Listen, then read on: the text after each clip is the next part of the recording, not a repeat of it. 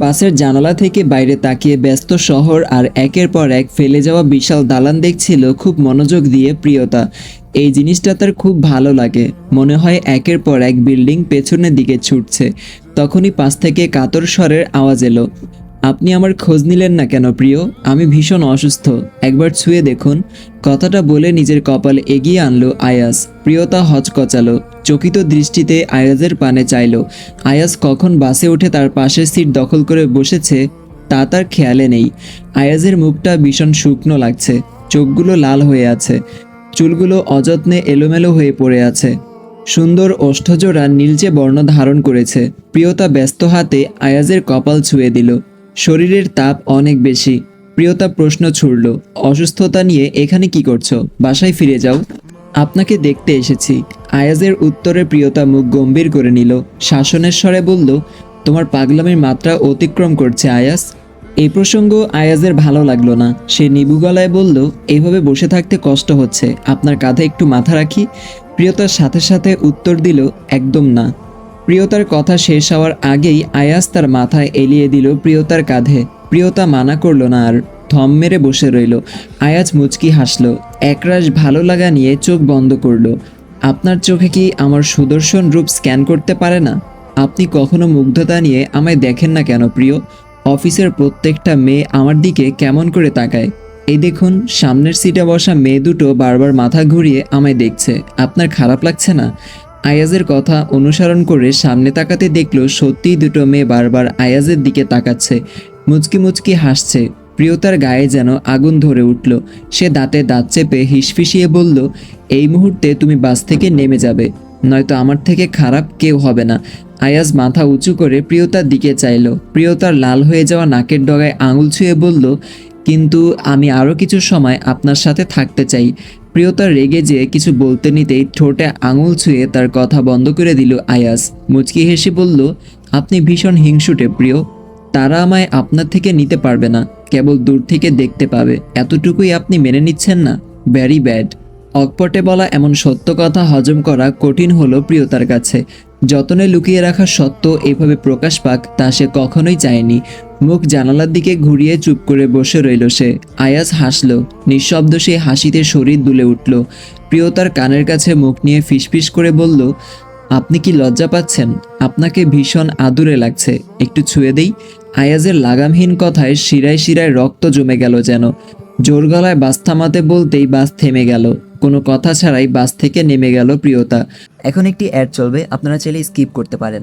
আজকে আমি তোমাদেরকে সবচেয়ে বিশ্বস্ত বুকমেকার ওয়ানেক্স সম্পর্কে বলতে চাই, যেটি পিএসজি এবং সিরিয়ার অফিসিয়াল পার্টনার। এই অ্যাপে আপনি cricket, football, tennis live match দেখতে এবং তাদের স্কোর ভবিষ্যৎবাণী করেই সহজেই অর্থ উপার্জন করতে পারবেন। সেই সাথে বিএমডব্লিউ গাড়ি, আইফোন, ল্যাপটপ এবং আরও অনেক নগদ পুরস্কার জেতারও সুযোগ রয়েছে। এই অ্যাপটিতে আপনি crash, crystal, under and over 21 ইত্যাদি গেম খেলে সহজে আয় করতে পারবেন। সাইন আপ করার সময় আমার প্রচার কোড ওয়ানমারু ব্যবহার করে আপনার প্রথম জমাতে 24,000 টাকা পর্যন্ত পান। আপনি বিকাশ, নগদ, রকেট উপায়, ব্যাংক, ক্রিপ্টো, পেপ্যাল এবং অন্যান্য সহজ পদ্ধতির মাধ্যমে সহজেই আপনার জেতা টাকা তুলতে পারবেন। এখানে আপনি 24 ঘন্টা 7 দিন গ্রাহক সহায়তা পাবেন। তাই গুগলে ওয়ানেক্স সার্চ করে অফিসিয়াল ওয়েবসাইটটিতে গিয়ে রেজিস্ট্রেশন করুন। আর রেজিস্ট্রেশনের সময় অবশ্যই আমার প্রচার কোড ওয়ানমারু ব্যবহার করে প্রথমবার ডিপোজিটে 24,000 টাকা পর্যন্ত পান। আয়াজ বাধা দিল না, সিটে মাথা এলিয়ে চোখ বন্ধ করে রাখল। শরীরের তাপ বাড়ছে। সে কি মরে যাচ্ছে? আগামীকালের গরম সংবাদ হবে, প্রেমে ব্যর্থ হয়ে শহীদ হয়েছেন 21 বছরের বয়সের এক তাগড়া যুবক। কথাটা ভাবতেই হাসি পেল। এমনটা হলে খারাপ হয় না। সে মারা গেলে প্রিয়তা ভীষণ দুঃখ পাবে, সে জানে। তার জন্য প্রিয়তাকে কাঁদতে দেখতে তার ভীষণ ভালো লাগবে। এসব ভাবতে ভাবতে বাসের সিটে ঘুমিয়ে পড়ল আয়াজ। সূর্যের আলোতে উজ্জ্বল এক ঝকঝকে সকাল। বেশ বেলা করে ঘুম ভাঙল প্রিয়তার। মামাবাড়িতে থাকলে তাকে রান্নাঘরে খুব একটা যেতে হয় না। কাজের মেয়ে আর মামি দুজন মিলেই সামলে নেয় সবটা। ঘড়িতে বেলা 10টা বেজে 5 মিনিট। আজ শুক্রবার, তার ছুটির দিন। প্রিয়তার সময় নিয়ে বেড থেকে উঠল। বালিশের তলা থেকে ফোন বের করতেই দেখল 22টা মিসড কল। ফোন সাইলেন্ট থাকায় সে টের পায়নি। প্রিয়তা ফোন হাতে অপেক্ষা করলো, অপারের ব্যক্তি আবারও তাকে কল করবে। মিনিটের মাথায় পরিবেশ কাঁপিয়ে ফোন ভাইব্রেট হলো। প্রিয়তা অলস ভঙ্গিতে ফোন কানে ধরল। মরার মতো ঘুমাও তুমি প্রিয়তা। আমি শিওর মৃত ব্যক্তিও এতবার কল করলে বিরক্ত হয়ে জেগে উঠবে কল রিসিভ করতে। এটাই মৃত আর জীবিত ব্যক্তির মধ্যে তফাৎ। আচ্ছা, সে কথা থাকলো। বিগত 10 মিনিট যাবৎ আমি তোমাকে 20+ কল দিয়েছি। আমার জীবন থেকে অযথা 10 মিনিট মাইনাস হলো, যা ঋণ পরিশোধ হওয়ার নয়। আজ আমাদের ক্যাম্পাসে দেখা করার কথা, মনে আছে তো? ভুলে গেলেও প্রবলেম নেই, আমি মাত্রই মনে করিয়ে দিয়েছি। আর হ্যাঁ, মনে করে প্লিজ আমার ফোনে 7 টাকা 25 পয়সা লোড করে দিও। এই টাকাটা তোমার জন্য অযথা নষ্ট হলো। আমি অপচয় একদম পছন্দ করি না, টাটা। ফোনটা কেটে গেল। এত কিছুর মাঝে প্রিয়তা একটা কথা বলার সুযোগ মাত্র পেল না। এই মাত্র যে ফোনে কথা বলল, এটা টিয়া। টিয়ার মতোই প্রচুর কথা বলে মেয়েটা। ভীষণ পড়ুয়া স্বভাবের মেয়ে হলেও রিটেক না দিয়ে কোনো সেমিস্টার পাশ করা তার পক্ষে সম্ভব হয়নি, এবং কৃপণতায় সেরা। ক্যান্টিনের মামার কাছে 2 টাকা বাকি ছিল, 3 দিন ঘুরে 2 টাকা আদায় করেছিল। তা নিয়ে বন্ধু মহলে হাসাহাসি হলে সে মুখ গোমরা করে বলেছিল, এই 2 টাকার সাথে আর 2 টাকা যোগ করলে একটা সমোচা হয়ে যাবে। তাহলে অযথা টাকাটা অন্যকে কেন দেব? মামাকে 2 টাকা দিলে কি সে বাকি 2 টাকা মাফ করে দিবে, একটা সমোচা দেবে? প্রিয়তা ফোন রেখে সময় নিয়ে তৈরি হলো। আকাশি রঙের কুর্তির সাথে সাদা প্যান্ট, সাদা ওড়না, পুরো একটা আকাশ যেন নিজের শরীরে জড়িয়ে নিয়েছে সে। রুম থেকে বের হতেই সুজলা মুখ বাঁকিয়ে বলল, এত রংঢং করে কোথায় যাওয়া হচ্ছে? আজ যে ছুটির দিন, দুটো কাজ করলেও তো হয়। তা নয়, মহারানী গায়ে হাওয়া লাগিয়ে বের হচ্ছেন। আমার হয়েছে যত জ্বালা।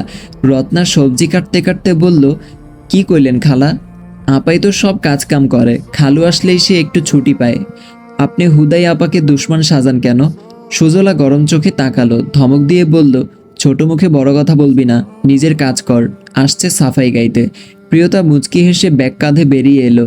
আজকের পরিবেশ ভীষণ সুন্দর, একদম তার মনের মতো। কিছুটা এগিয়ে যেতেই দেখলো মোড়ে চায়ের দোকানে বসে 2 ঠোঁটের ভাঁজে সিগারেট গুজে আয়েশ করে ফুঁক দিচ্ছে আয়াজ। সুন্দর মুডটা মুহূর্তেই বিরাস হয়ে গেল। চোখ কুঁচকে তাকালো আয়াজের পানে। আয়াজের সিগারেট খাওয়ার স্টাইলটা ভালো লাগলো প্রিয়তার।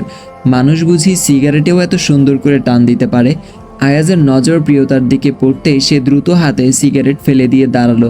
প্রিয়তার দিকে এগিয়ে আসতেই প্রিয়তা প্রশ্ন ছড়ল, তুমি নেশা করো? জাস্ট মাঝে মধ্যে সিগারেট, এটাকে নেশা বলে না। প্রিয়তা নাক কুচু করলো।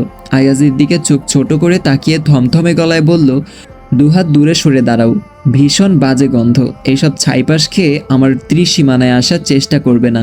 আয়াজ সরল না, বরং আরও 1 পা এগিয়ে দাঁড়ালো। প্রিয়তার দিকে কিছুটা ঝুঁকে ফিসফিসিয়ে বলল, আপনি একবার আমার হয়ে যান, এইসব ছাইপাশ ছেড়ে দিব ফর শিওর।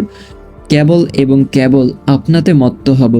প্রিয়তা বড় চোখ করে তাকালো, কিছুটা অপ্রস্তুত হলো। নিজেকে শান্ত রেখে শক্ত কণ্ঠ বলল, তুমি দিন দিন বেশরম হচ্ছ আয়াস। পরবর্তী পর্ব আপলোড হয়ে গেছে, এখনই দেখে আসুন।